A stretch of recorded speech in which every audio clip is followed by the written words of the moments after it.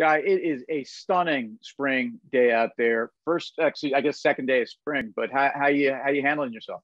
Well, much better than you. You got that skull cap going on. What is it, like 30 degrees? Where are you? You in No, the Alps or something?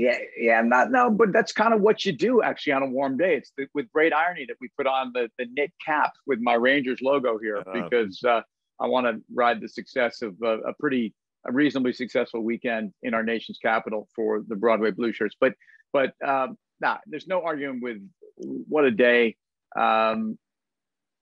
Beautiful, beautiful blue sky. And some might say, Guy, you're my blue sky. You're my sunny day. No, I appreciate that. Obviously, I think that was Dickie Betts' first vocal, like lead vocals, I think was on Blue Sky off that Eat a Peach album, which, if memory serves, was their third studio album. 70 Deuce.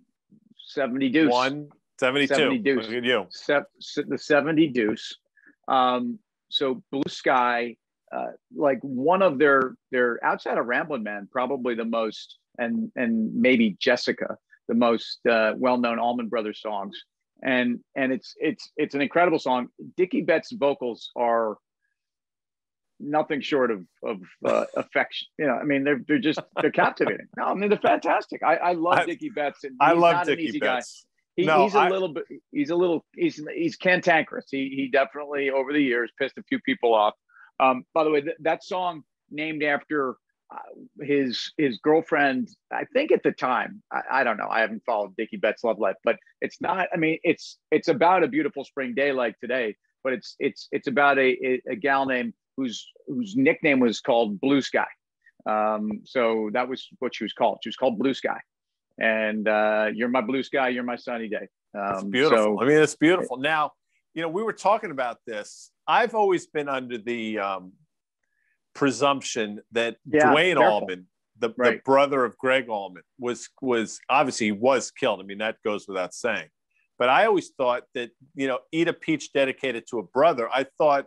I think as you did, he was actually struck by a peach truck, but we've come to learn that that's not the case. Can you clarify for the fans of commercial break? We have to, because there's some other things to clarify too. One thing is that, look, he died when his Harley ran into a truck, but it wasn't a peach truck, and it was a truck carrying a crane.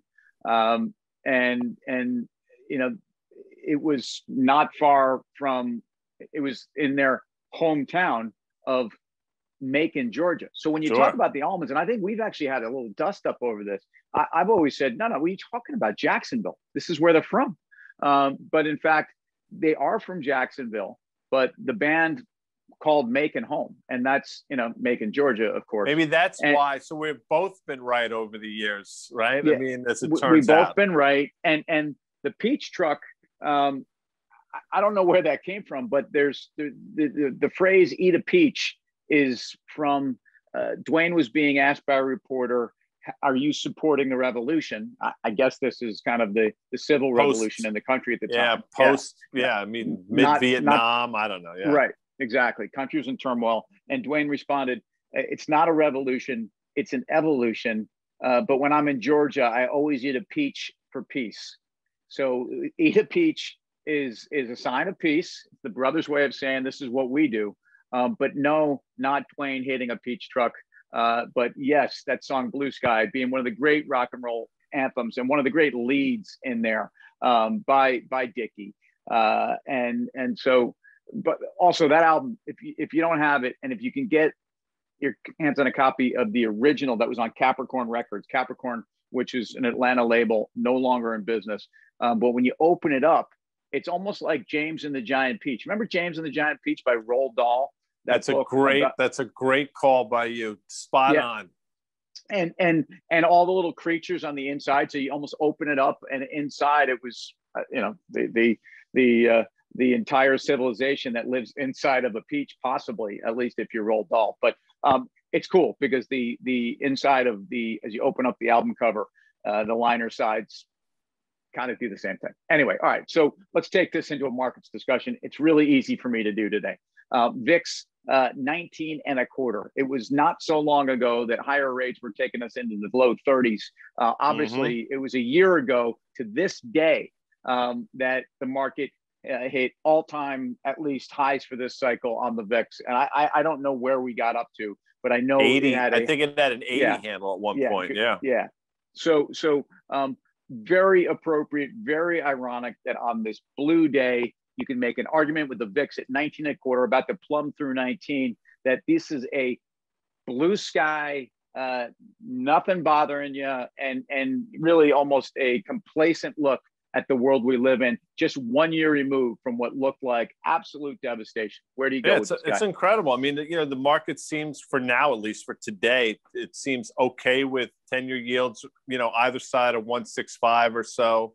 They've shrugged that off. They've shrugged off maybe New Jersey slowing things down on sort of the reopening front. I mean, just there's so many things to be concerned about, yet the market doesn't care. I'm not quite sure why. Maybe it's the commentary out of the Fed last week. The fact that they've said, regardless of what's going to come forth over the next year and a half, we're not raising rates until 2023. I thought there were a lot of things in that to like and to not like. And then, we talked about the SLR. I don't want to go down that rabbit hole, but the fact that at the end of the month, the Fed's taking that away, I thought the market would care. It doesn't care. So there's so many concerning things out there, but the market continues to steam ahead. Here we are with I think the S&P 500 within 20 handles of an all-time high as we sit here right now. And if you ask most people, again, spring's in the air.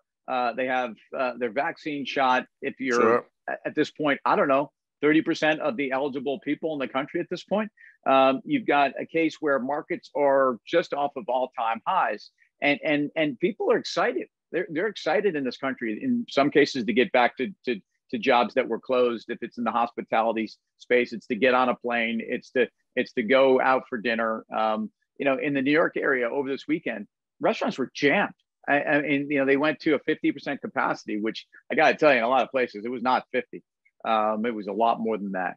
But it's with great irony that it was a year ago we were contemplating, really, would the economy ever recover, and would the scarring that we're referring to, at least in the form of Fed involvement yet again, would it ever, at least in the short to medium term, come through? Meanwhile, again, we're breaking out, and the market at least is telling you not a thing to worry about, Guy Adami. Right. Not a thing. Not valuations. Look, here's what worries me, and here's where I see some a bad moon horizon, if I may. Maybe some riders on the storm, possibly creeping up, which is a great tune, by the way, too. And if there was ever a song that, if you just, even if it wasn't rainy out, but you wanted to get in your room and pull the shade down and just kind of feel like you were just nuzzling in it's that Riders on the Storm, man. That's a song that's captivating. But anyway, I know you don't do that. It sounds kind of weird, but I do it sometimes. So if you want to consider where there are places to be concerned, I think it's that really when we finally get full steam ahead, it's going to be time to be focused on, okay, normalized earnings are supposedly here. These companies make no sense. So the mulligan that's been the last year now, in terms of looking at stocks and looking at valuations, at some point you have to pay the piper. I'm leaving the Fed out of this for now, because I assume the Fed's going to do everything they can to throw as much money at the problem. I think the market itself is going to wake up to the fact, and it's not going to be based upon Q1 earnings, which we're still probably 3 weeks away. But I think as we get into Q3 earnings, which we're going to get obviously into the fourth quarter, I think it's going to be a disaster in terms of resetting expectations and look at company valuation. So blue sky for another 4 or 5 months, Guy Adami. Enjoy the summer. I'll catch you tomorrow, brother. I'll see you later.